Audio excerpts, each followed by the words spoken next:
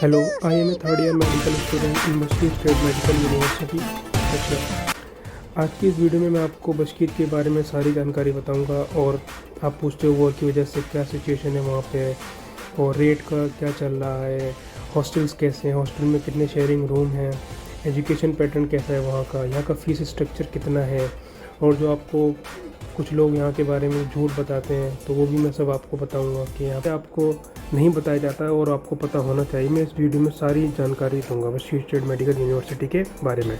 ठीक है, सबसे पहले मैं बताता हूँ आपको दो इमेज ये दिखाई जाती होंगी बशकीर स्टेट मेडिकल यूनिवर्सिटी की, पर दो मोस्टली जगह पर तो ये इमेज देखने को मिलेगी बशकीर स्टेट मेडिकल यूनिवर्सिटी सब जगह पर। ये बशकीर स्टेट मेडिकल यूनिवर्सिटी की बिल्डिंग नहीं है, ये बशकीर स्टेट यूनिवर्सिटी है।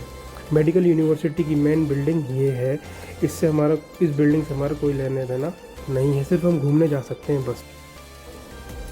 तो हम यूनिवर्सिटी के बारे में कुछ बात करते हैं। बशकीर स्टेट मेडिकल यूनिवर्सिटी रशिया की ओल्डेस्ट यूनिवर्सिटी में से एक है और ये 1932 में स्टैब्लिश्ड हुई थी। और BSMU जो है टॉप 10 यूनिवर्सिटी मेडिकल यूनिवर्सिटी में आता है, रशिया के मेडिकल यूनिवर्सिटी में आता है। और Bashkir state medical university WHO MCI जो इंडिया मेडिकल काउंसिल जो है उससे भी रिकॉग्नाइज्ड है। और बशकीर स्टेट मेडिकल यूनिवर्सिटी की जो रैंक है वो 4342 वर्ल्ड रैंक है। ठीक है, हम पोस्ट ग्रेजुएशन की बात करते हैं। बशकीर स्टेट मेडिकल यूनिवर्सिटी में 6 साल का MBBS कोर्स है, इंटर्नशिप मिला के। अब जो नया रूल आया है उसमें कि 4.5 साल का MBBS होना चाहिए और एक साल की इंटर्नशिप अलग, लेकिन इसमें 6 साल में आपकी इंटर्नशिप मिलाकर होती है और इंग्लिश मीडियम है।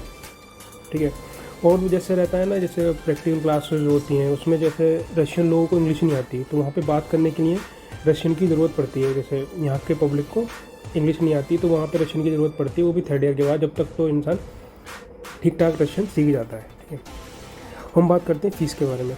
बशकीर स्टेट मेडिकल यूनिवर्सिटी की 2022 और 2023 की फ़ीस जो है वो 2,94,200 समथिंग कुछ है इन रूबल में। ठीक है, रूबल में है। अभी भी इस टाइम पे थोड़ा रेट ऊपर नीचे चल रहा है रूबल तो NR। ठीक है, उसके बाद सबसे अहम बात जो आपको कोई नहीं बताता, बशकीर स्टेट मेडिकल यूनिवर्सिटी की फ़ीस हर साल 1 से 4% इंक्रीज़ होती है। ये ऑन एवरेज 10,000 के अप्रोक्स पर साल इंक्रीज़ होती है, पर ईयर इंक्रीज़ होती है। हम बात करते हैं हॉस्टल की। हॉस्टल के बारे में बहुत लोग पूछते हैं हॉस्टल कितने हॉस्टल हैं, हॉस्टल 2 शेयरिंग अवेलेबल है, 3 शेयरिंग है, सिंगल शेयरिंग रूम अवेलेबल है वहाँ पर नहीं, हॉस्टल कितनी दूर है, हॉस्टल प्राइवेट है गवर्नमेंट है। ठीक है, इस वीडियो में मैं आपको सारी जानकारी दूंगा। BSMU के 5 हॉस्टल हैं, 5 गवर्नमेंट हॉस्टल हैं। ठीक है, उसके बाद हॉस्टल 1 जो है वो यूनिवर्सिटी में ही है, यूनिवर्सिटी के जस्ट मिला हुआ है। जो 7 बिल्डिंग है यूनिवर्सिटी की जहाँ पे मोस्टली डिपार्टमेंट है आपके फर्स्ट ईयर सेकेंड ईयर के, उसके जस्ट बगल में फर्स्ट हॉस्टल है। अब हम बात करते हैं सेकंड हॉस्टल की। सेकंड हॉस्टल में मैं रहता हूँ, जो अप्रॉक्स यूनिवर्सिटीज़ है 1.5 किलोमीटर है, आप पैदल आराम से जा सकते हैं, ज़्यादा दूर नहीं है। ठीक है, और भी मतलब अगर आप लेट हो रहे हो तो बस अवेलेबल है, बस से सिर्फ 7 से 8 मिनट लगते हैं सिर्फ। ठीक है, उसके बाद करते हैं हॉस्टल 3 और हॉस्टल 4 और हॉस्टल 5। ये जो हॉस्टल हैं ये सेम जगह पर है और इनकी डिस्टेंस जो वो 3 किलोमीटर अप्रॉक्स है यूनिवर्सिटी से, आप जा सकते हैं आराम से। और जैसे होता है ना यहाँ पे अगर आपके ग्रुपमेट्स हैं साथ में तो आप टैक्सी कर सकते हैं। टैक्सी ज़्यादा महंगी नहीं आती, टैक्सी बहुत 70-80 की आती है, 4 लोग बैठेंगे तो 20 रूबल अप्रोक्स एक बंदे में पड़ता है। ठीक है, ठीक है। और हम बात करते हैं हॉस्टल फ़ीस की। हॉस्टल फ़ीस गवर्नमेंट हॉस्टल की 12 से 15,000 के बीच में है अप्रोक्स। और अहम बात जो आपको नहीं बताते लोग कि गर्ल्स और बॉयज़ हॉस्टल यहाँ पर कॉमन है, गर्ल्स बॉयज़ हॉस्टल अलग नहीं है। जैसे पूछते हैं ना कि गर्ल्स बॉयज़ हॉस्टल अलग है, विंग अलग होगी, लोग बताते हैं इंडिया में कि आपको विंग अलग मिल जाएगी, फ्लोर अलग होगा।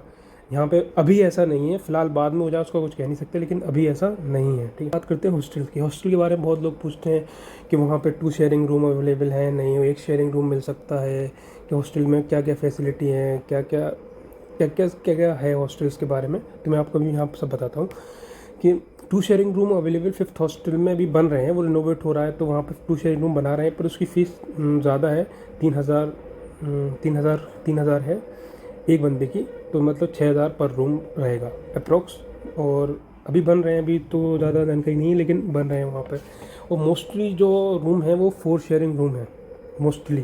ठीक है, लेकिन इन हॉस्टल 2 में 3 शेयरिंग और 4 शेयरिंग रूम अवेलेबल हैं। 3 शेयरिंग भी है और 4 शेयरिंग भी है, और ज़्यादातर मोस्टली जगहों पे आपके 4 शेयरिंग रूम ही हैं। और मैं हॉस्टल के बारे में बता दूँ, यहाँ पे मतलब किचन हर फ्लोर पे अवेलेबल रहते हैं, मतलब 1 से 2 किचन हर फ्लोर में रहते हैं। जैसे हॉस्टल 3 और हॉस्टल 5 है, वहाँ पे विंग सिस्टम है, तो वहाँ पे 5-6 रूम की एक मतलब फ्लैट टाइप विंग होती है, उसमें एक किचन रहता है, एक टॉयलेट रहती है। तो वहाँ पे टॉयलेट जो है कॉमन रहती है। लेकिन जैसे हो गया और अदर हॉस्टल है, हॉस्टल 4 हो गया, हॉस्टल 2 हो गया, हॉस्टल 1 हो गया, तो यहाँ पे मतलब फ्लोर वाइज है। यहाँ पे फ्लोर पे 2 किचन अवेलेबल रहते हैं, वॉशरूम रहता है, टॉयलेट सब रहती है वहाँ पर खाने के। और फिर से वही बात जो आपको लोग बताते हैं कि यहाँ पे मेस है, पर यहाँ पे मेस नहीं है। बीच बीच में कोई ना कोई मेस नहीं मतलब टिफ़िन चला देता है बीच बीच में, कोई ना कोई 1-2 महीने को चला दिया, किसी ने 2 महीने को चला दिया, ऐसे बीच बीच में चला देते हैं। लेकिन परमानेंट अभी नहीं है कोई भी, मतलब टिफ़िन का सिस्टम भी नहीं है, मेस तो नहीं है। क्योंकि हॉस्टल में मोस्टली लोग यहाँ पे खाना खुद ही बनाते हैं, क्योंकि वो सस्ता पड़ता है। रूम वाले मिलके 4 हो गए, 3 लोग मिलके खाना खुद ही बना लेते हैं, तो उससे मतलब सस्ता पड़ता है, ज़्यादा महंगा नहीं पड़ता। ठीक है। और हाँ, यहाँ पर इंडियन रेस्टोरेंट है, यहाँ पे इंडियन रेस्टोरेंट खुल गए हैं अभी 2, अभी फिलहाल में भी खुला है और एक पहले से था। और वहाँ भी मतलब अफोर्डेबल है, आराम से आप जाके खा सकते हो। मतलब जिस दिन मन नहीं करे बनाने का, तो वहाँ जाके खा सकते हो। और खाना खुद बनाओगे तो 3 से 4 हज़ार पर मंथ पड़ता है। अगर आप वेजिटेरियन हो तो थोड़ा महंगा हो जाए, क्योंकि सब्ज़ी थोड़ी महंगी रहती है यहाँ पे विंटर के टाइम पे, और समर के टाइम में सब्ज़ी सस्ती हो जाती है। ठीक है। और बहुत लोग पूछते हैं वॉर की वजह से क्या इफ़ेक्ट पड़े यहाँ पे, कि सब ठीक है, सब नॉर्मल है। यहाँ पे सब नॉर्मल है, कुछ भी अभी तक जब वॉर चल रहा था, जिस टाइम पे वॉर स्टार्ट हुआ था, तब भी यहाँ पे कुछ भी नहीं हुआ था, सब नॉर्मल है अब तक। बस थोड़े बहुत फ़र्क पड़ा है, थोड़ी सी महंगाई हुई है, जो महंगाई हुई है थोड़ी इस वॉर की वजह से, बस। और तो कुछ नहीं है, और थोड़ा बस रेट का फ़र्क है, बाकी तो कोई भी फ़र्क नहीं है, सब नॉर्मल है। ठीक है। और वही हाँ, थोड़ा ये है बस कि पैसों में थोड़ा प्रॉब्लम से आ रही है कि मतलब वीज़ा कार्ड जो है ना वो क्लोज हो गया है। जैसे वीज़ा कार्ड, मास्टर कार्ड जो क्लोज है ना, तो फिर पूछते कि पैसे कैसे आएंगे।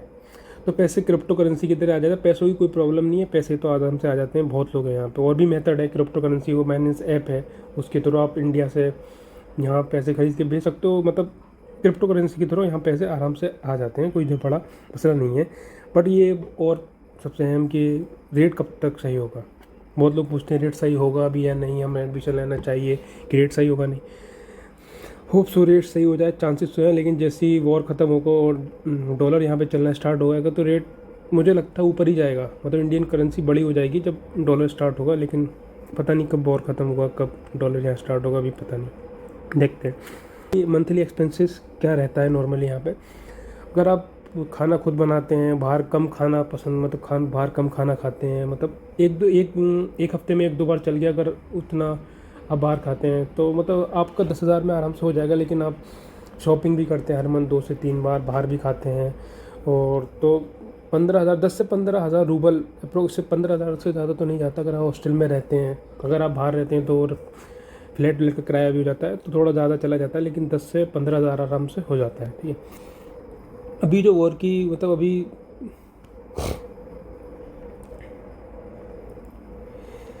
अभी वॉर के बाद कुछ नई रशियन फेडरेशन ने नए रूल लाए हैं कि अब सभी को जो यहाँ पे बाहर से आए हुए हैं, विदेश के जो लोग हैं यहाँ के, रशियन को छोड़कर सबको फिंगर प्रिंटिंग करानी पड़ेगी अपनी, हर किसी को। जो अब पहले था ये 31 दिसंबर कुछ के आसपास था, जो बाद में है, लेकिन अब ये सबको करानी पड़ेगी, जो यहाँ पर हैं सबको करानी पड़ेगी।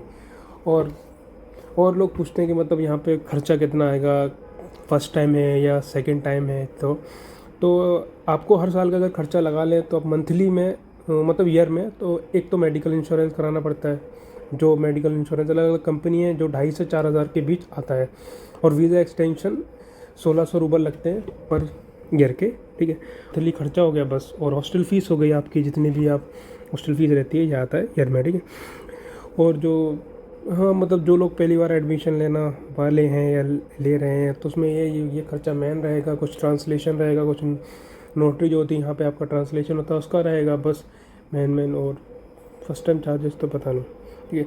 उसकी बात करते हैं एजुकेशन पैटर्न के बारे में, पूछते हैं यहाँ पे एजुकेशन पैटर्न कैसा है, किस तरीके से मतलब एजुकेशन पैटर्न काम करता है। यहाँ पे सबसे अहम बात, आपको यहाँ पे 100% अटेंडेंस चाहिए। 100% अटेंडेंस कंपलसरी है।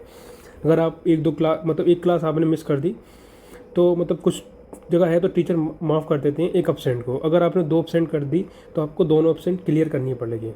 क्लियर कैसे होती है, जैसे आपको जो टॉपिक था उस दिन का, जो भी टॉपिक रहेगा, तो उस टॉपिक को आपको पढ़ के आना पड़ेगा।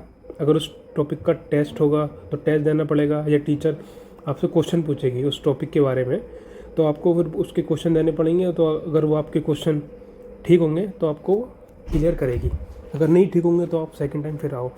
और यहाँ पे मिस क्लासेस की, और अगर आपकी क्लासेस 2 से ज़्यादा हो गई, मिस हो गई, तो आपको फिर डीन ऑफिस से परमिशन लानी पड़ती है। तो आपको फिर परमिशन दिखानी पड़ेगी टीचर को, फिर वो क्लियर करेगी। क्लास में रेटिंग होती है, जैसे 5 में से रेटिंग देते हैं टीचर आपसे क्वेश्चन पूछेगा, आपके मतलब चेक करेगा आप कितने जवाब दे रहे हो, कैसे मतलब क्लास में कैसे एक्टिव हो, उस तरीके से आपको रेटिंग मिलती है। बिग कंट्रोल होगा, बिग कंट्रोल के मार्क्स आपके जोड़े जाते हैं आपके एग्ज़ाम के टाइम में, यहाँ पे मतलब रेटिंग बनती है।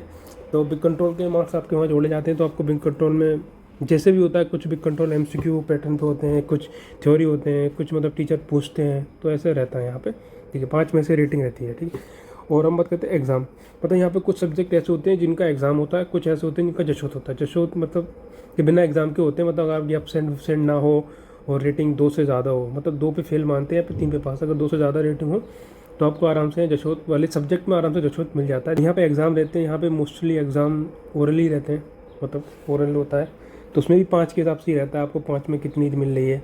अगर आप 5 में 2 लाते हैं तो आपको मतलब 2 नंबर होते हैं आपके प्रेजेंट होने के यहाँ पे। अगर आप क्लास में आए, एग्ज़ाम में बैठे, तो आपके 2 नंबर हो गए। ठीक है, पास होने के लिए आपको 3 नंबर लाने पड़ेंगे।